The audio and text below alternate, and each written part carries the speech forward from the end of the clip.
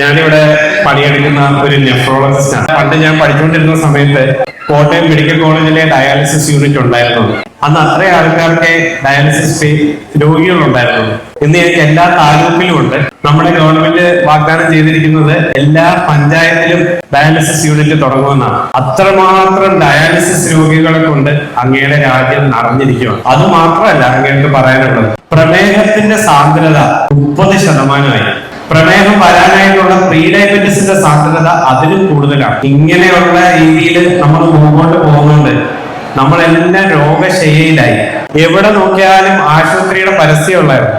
പണ്ടൊക്കെ അറിയാം, ഓണക്കാലത്ത് ജൗളിക്കടകളുടെ പരസ്യമൊക്കെയാണ്. ഇപ്പൊ FM റേഡിയോ തുറന്നു കഴിഞ്ഞാല് പെട്ടെന്ന് മുട്ട് മാറ്റി വെക്കാം, ഹൃദയസ്തംഭനം സംഭവിച്ചാല് ആൻജിയോഗ്രാം വേദനയില്ലാതെ ചെയ്യാം, താക്കോൽ ദാനത്തിലൂടെ ബൈപ്പാസ് ചെയ്യാം. അങ്ങനെ പല പല അസുഖങ്ങളും അതിന്റെ ചികിത്സകളും ഒക്കെയാണ് പരസ്യങ്ങളായിട്ട് വരുന്നത്. ഇനി കുട്ടികളുടെ കാര്യം എടുത്താല് 14 വയസ്സിലെ പ്രമേഹം ചികിത്സിക്കേണ്ട അവസ്ഥയിലേക്ക് അങ്ങയുടെ രാജ്യം എത്തിയിരിക്കുകയാണ്. നമുക്ക് എന്താണ് അതിനുവേണ്ടി ചെയ്യാൻ പറ്റുന്നത്? നമുക്ക് ഈ പറഞ്ഞതുപോലെ തന്നെ ഏറ്റവും പ്രാധാന്യം എന്ന് പറഞ്ഞാല് നമുക്ക് ഭക്ഷണം ശരിയാക്കാം.